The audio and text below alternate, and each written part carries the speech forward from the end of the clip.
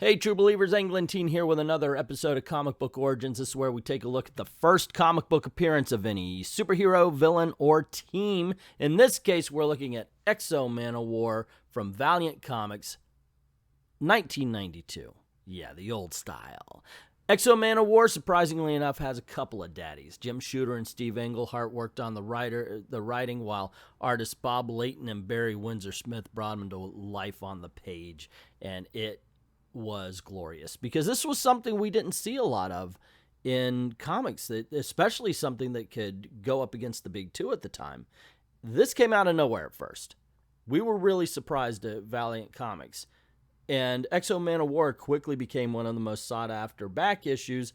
They ended up reprinting it in a trade paperback. Of course, you got yourself what was it, X-O-Manowar 1/2 or something like that with it.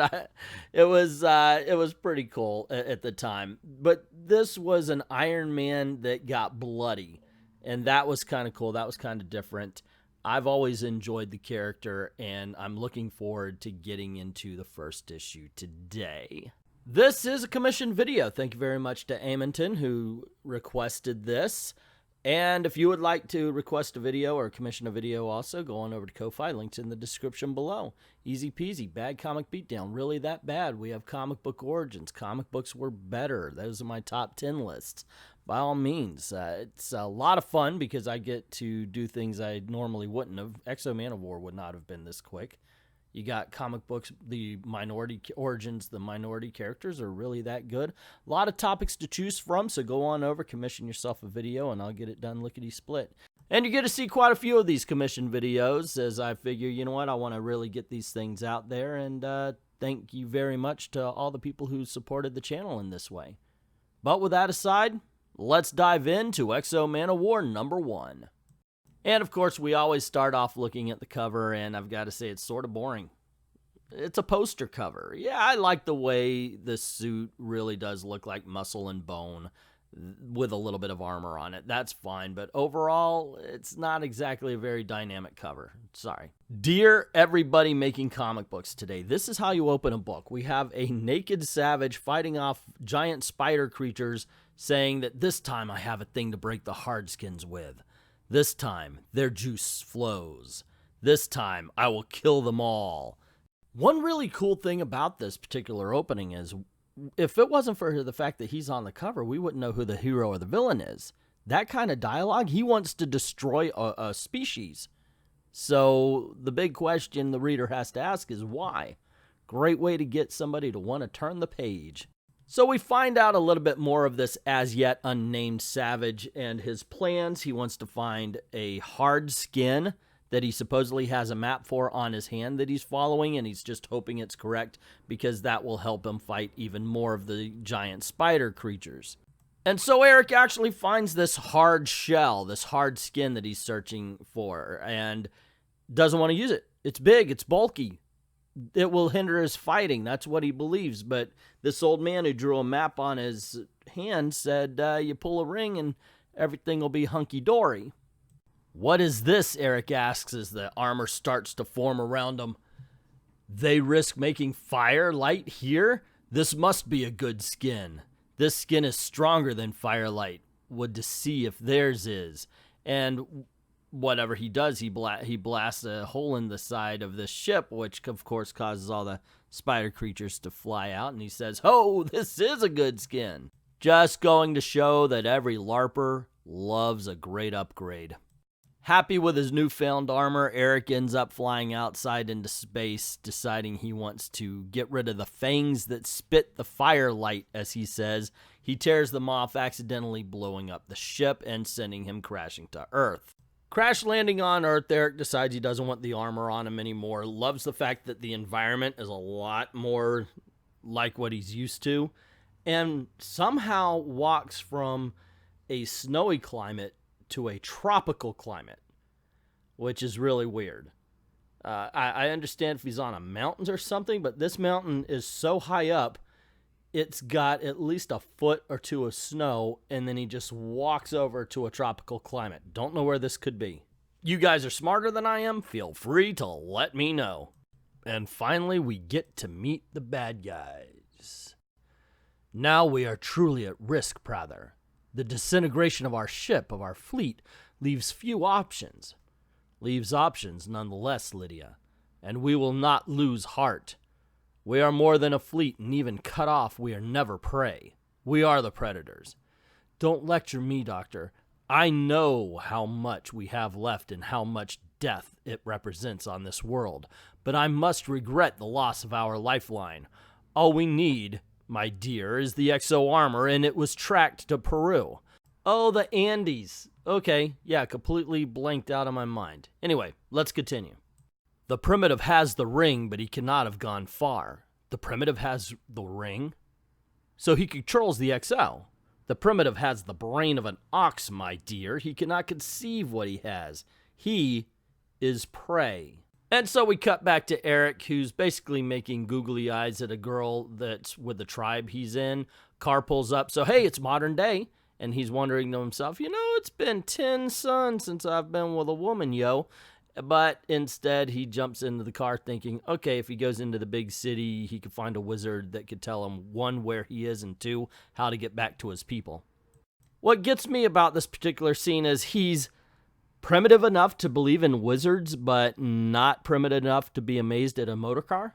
So they arrive at the city, which really looks more like a small village, and Eric is unable to find a wizard's palace.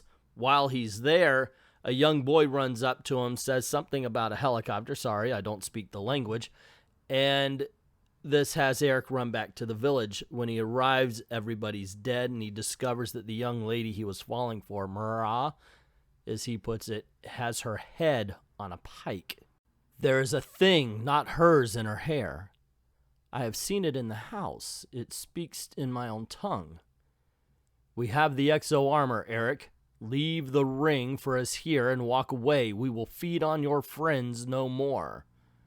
They threaten me instead of killing me. They fear me. Eric! They fear the ring. The ring is part of the good skin. The ring talks with a voice in my head telling me where they're taking the good skin. Its brother, North. North. North. North, Miss Tessmacher. North. North, north, north. Yes, Lex. North.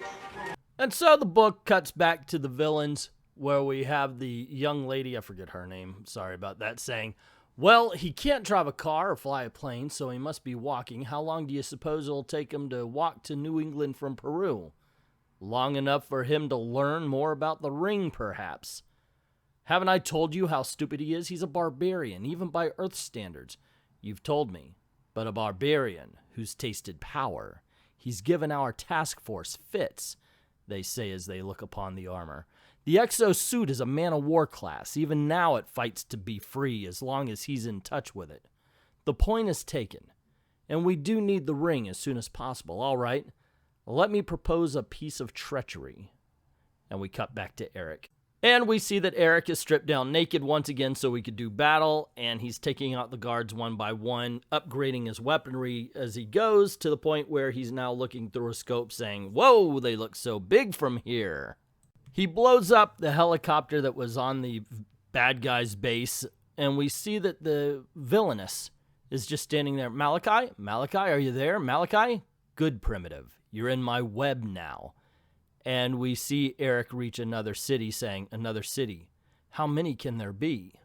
And of course, being naked and in a city, he runs into a couple of hookers who he says about that woman's chatter is much like the sound of home. But this one sounds like a raven again. Can the one with hair like mine know my folk? And we see that he's being watched by one of the, quote, hardskins, unquote. This one is very kind. She makes me think of Marat. And before, of course, he could get involved with the hookers, the hardskin jumps down at him. Die, scum! One of the hardskins' sheriff. He thinks to himself as he's doing battle, I hated them so much in the house, I will not go back. And the hardskin bites him in the shoulder. You shouldn't have given me such a good grip on your head. Your neck is weak, too. And he breaks the hardskin's neck. If he is one of the ones with poison in their teeth, no, he has no green stripe on his clothing. Thank you, Loch. I am very fortunate. And somebody speaks to him. Magnificent, my man. Truly magnificent. More chatter. Eric turns and sees what's obviously a gay man who really wants to look after his wound, sees that it's a puncture wound, decides to take him home. Eric's like, well, he clucks and chatters like a woman, but when he gets to the house, a bath is drawn, and there's so much oils and scents in it that Eric decides this is the wizard he's been looking for. So the man offers Eric his sofa, his little wicker sofa, but it doesn't seem comfortable to Eric, so he ends up sleeping behind the planter, and that makes the gay man think, well, wait a second, obviously you're on somebody's hit list, let me help with that, and he ends up shaving Eric. So they board a plane, and while there, the little man decides to make a play for the ring. Not really, but he's saying, wow, that's a very attractive ring. Do you mind if and Arik pulls back violently. No, and he thinks to himself, wizard or no, this ring is mine. And then we see that they arrive in New York, where when they get off the plane, Arik is saying, I've never seen so many people of all different folk. And the man says to him, it's not time for gracias yet, big fella, not while you're a fugitive and I've got an underground to tap into. Wait right here while I make a phone call. And we find out that Ken called the bad guys. Now, this isn't going to give any kind of problem to Arik at this point because he's listening to the voice of the ring. The ring's telling him, go north, Miss Teismacher, north. And so he says, well, gracias, amigo Ken. And Ken's like, no, okay. But Ken decides he's going to lead him north. Listen, big guy, I know you don't understand, but this isn't a nice world. It probably wasn't when the spiders took you off this planet, but it's got to be worse today. We've all got to do things we don't want to do just to survive. My life's been no bed of roses. I got an MBA, went to work, I was ambitious, okay. I didn't know who my bosses really were, but by the time I did, and they step outside, I figured so they were weird, so a lot of people think I'm weird, so I can't do this. Listen to me, you understand. You got to run away. They're going to kill you. And we see that there's some of the spiders hiding away. Something's gone wrong. I think the little one's betraying us. On my signal, attack now. Hardskins, Ken is hurt. How can they have found me after I come so far north? Realizing Ken is wounded, Eric hides him behind a truck.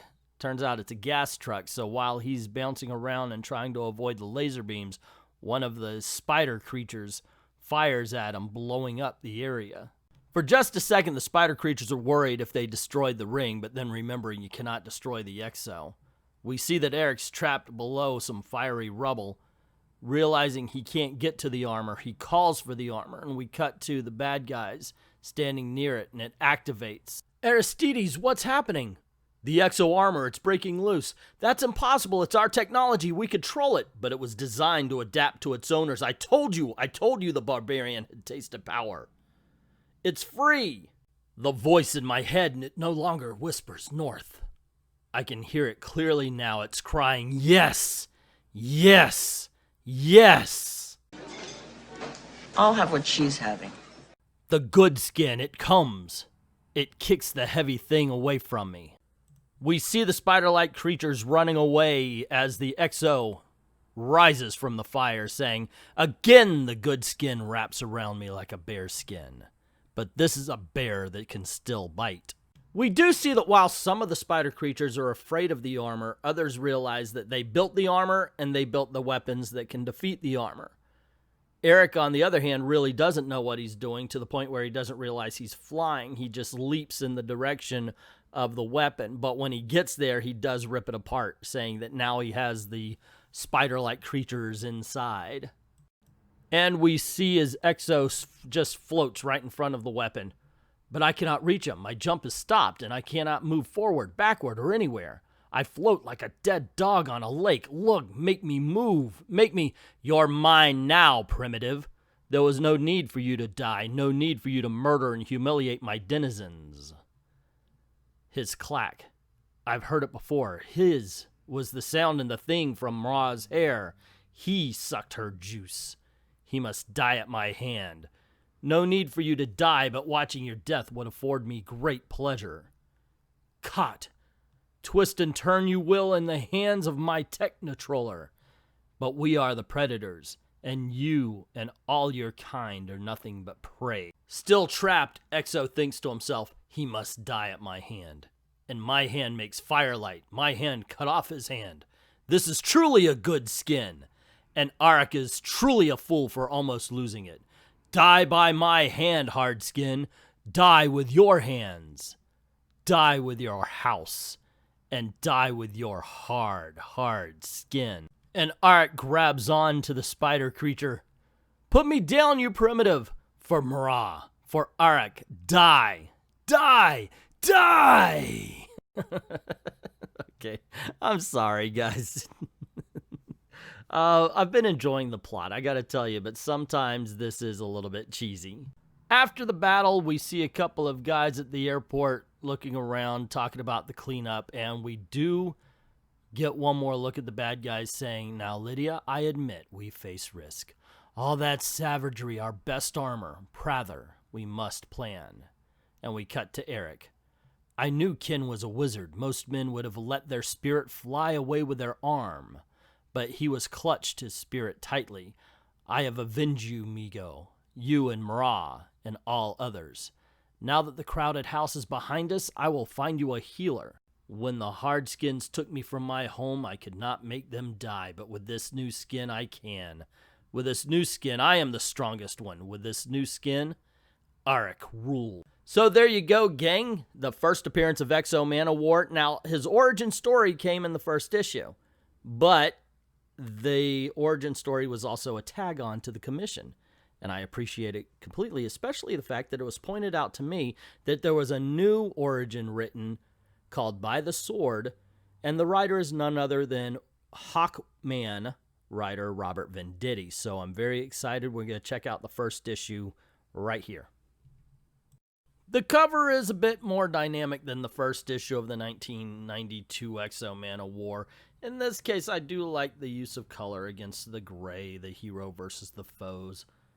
Not too shabby. The book itself opens as we see a couple of Visigoth warriors running up a hill. The Romans are a treacherous lot, but I did not think them capable of such dishonor. Easter is a day for worship, not fighting. Fear not, we are pious soldiers. The Lord will surely help us punish the Roman heathens for their blasphemy. I hope so, because we need all the help we can get. My God. And then we get to see the battle that they are seeing, and in all honesty, it is a pretty good splash page.